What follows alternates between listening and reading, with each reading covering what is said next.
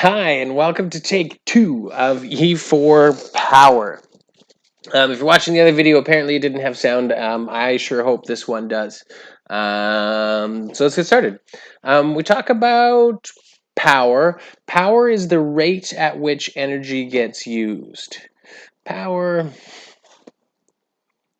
is the rate that energy gets used or transferred to a different type, is the rate that energy gets used. And energy gets used is the same as work gets done, since the rate of change of energy is the same as work. So when we talk about power, we usually use the equation P is equal to W over T, where P is power, W is work, and T is time. Hold on, let's see. There we go. Work, T is time. If we start from the bottom up and look at units, we know that time is measured in seconds and work is measured in joules, which means that power is going to be measured in joules per second, which is called a watt, which is given the abbreviation just a capital W. And just a little reminder, and there's a hint to it in the definition, power is the rate that energy gets used or work gets done. A reminder that work can equal to force times distance, or it can be equal to change in kinetic energy, or it can be equal to change in potential energy.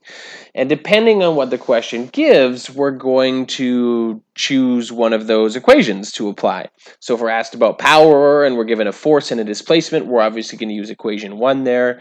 If we're given something that's speeding up and slowing down and there's therefore a change in kinetic energy, we'll use that second equation. Or if we're moving something up or down, we're going to have a change in potential energy, so we'll use that third equation. In theory, you could use combinations of all three.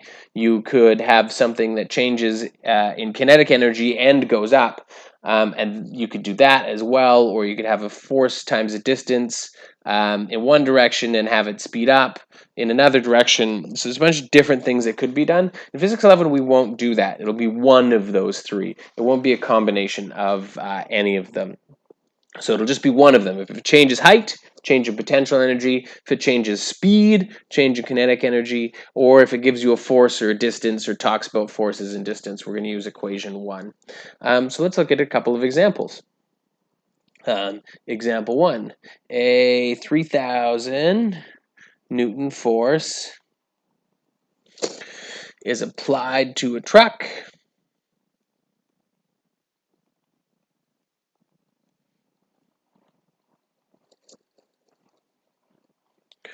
over 30 meters. If this happens over 7 seconds, what power is used by that force or is related to that force?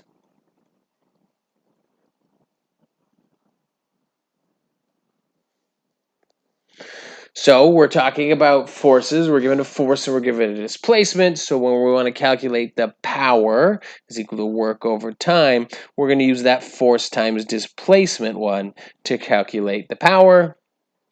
So our power is going to be equal to 3,000 times the displacement, which is 30, divided by the time, which is 7.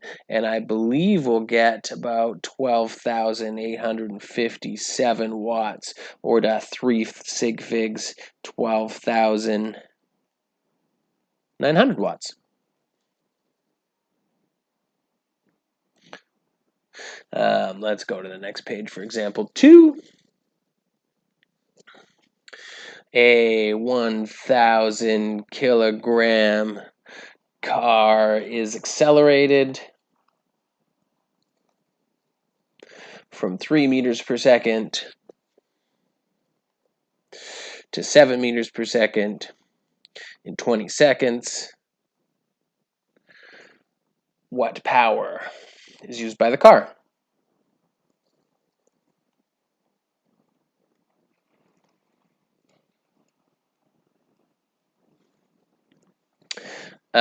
So if we have the 1,000-kilogram car and we've got a change in velocity, we must have had a change in kinetic energy. So when we're talking about the power is equal to work over time, we're going to do that delta EK over T, which means our power is going to be equal to a half mv naught squared minus a half mv final squared. And I might have skipped a step here that people don't like. This will be ek final minus ek initial over time, which means I've got these the wrong way around, which is a good thing I went back and fixed that. Final minus initial divided by time. It looks a little bit messy because there's a compound fraction, and I'm not a fan of compound fractions. If you wanted to right now, you could just hammer numbers straight in and get to a response. But what I would like to do is reorganize it so it's a little bit prettier because I like the pretty math. A half and m are the same in those first two terms. I can factor those out. Half m, which I'm left with a vf squared minus v naught squared. What some people will do when it's wrong is they'll do a vf minus v naught and then square it. It is not the same as a vf squared minus v naught squared. So pay attention to your algebra. Divided by t. And since this half is just half times m, you could go out in front of the fraction, and what this ends up being is m vf squared minus v naught squared over 2t, and this is much prettier and also easier to plug into your calculator. The easier it is to plug into your calculator, the less likelihood of a silly calculator mistake. So I've got 1,000 kilograms, my 7 squared minus 3 squared divided by 2 times 20. And I think I get for my power for this one is a nice even 1,000 watts. Example number 3. A crane lifts 123 kilograms to a height of 23 meters in 7 seconds. How much power does the crane use?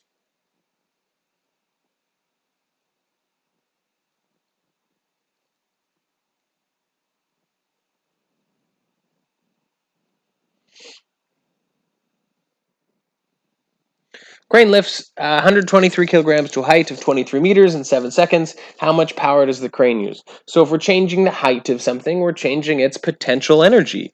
So when we're looking at power is equal to work over time, we're going to use the change in potential energy version of work.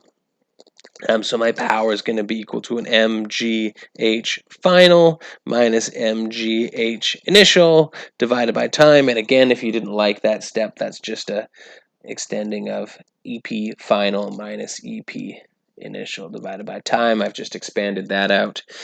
Again, I've got an M and a G, which are common in my first two terms, so I can do a bit of factoring, make it easier to plug into my calculator. If you don't like this, you can 100% just plug it straight into your calculator if you want to, but it's a little bit less work if you just do that one little extra line of algebra. 123 kilograms times 9.8. We lift it to a height of 23 meters, so I assume it starts on the ground, divided by time. And our power for this one works out to be 3,960 watts. Thank you for watching, and I just wanted to remind you guys a couple of keys for success. Number one, you got to do the practice questions. If the things I'm saying make sense, that's phenomenal, but you still have to practice and make some mistakes on your own. And that goes along with number two. If you get stuck, ask me questions, get in touch, write me an email, make an appointment, or leave a comment on the YouTube video. And step number three to success is look after yourself. Eat good food, get some exercise every day, and socialize as much as you can right now. I hope you guys are all doing well, and I will talk to you soon.